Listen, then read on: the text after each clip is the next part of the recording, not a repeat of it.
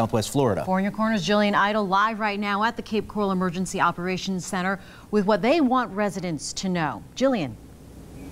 Chris, Jane, good morning. Now I want to go ahead and introduce you to Ryan Lamb. He's the division chief, and I understand we are talking about lots of things this morning. One of them is about evacuations. So tell us more. What do residents need to know this morning about this? So currently there are no evacuations called for in Lee County or specifically here in Cape Coral, but we would encourage people to be mindful when and if those calls are made that they know their zone, and they can find that in the Lee County All Hazards Guide, and you can find that through the Lee County website.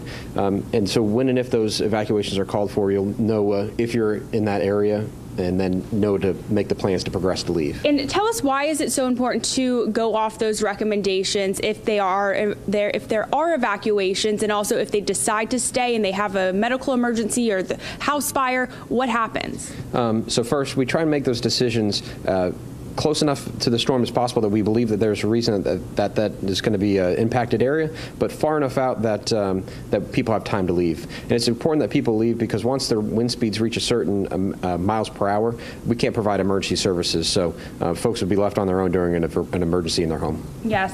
And so when do you think, at what point typically, I know you said it's a fine line of determining when evacuations, but should people, you say, continue to stay updated here in the next few hours, few days?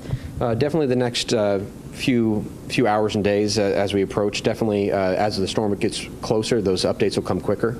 But definitely some things that they can prepare right now is filling up their gas tank, perhaps, getting their necessary materials to take with them. Yes. Well, thank you so much for joining us this morning. Of course, we have all this information for you on our website right now, fox4now.com, and we'll have more for you coming up here in just a little bit. But for now, reporting live in Cape Coral, Jillian Idle, Fox 4 in your corner. Good information there, Jillian. Thank you.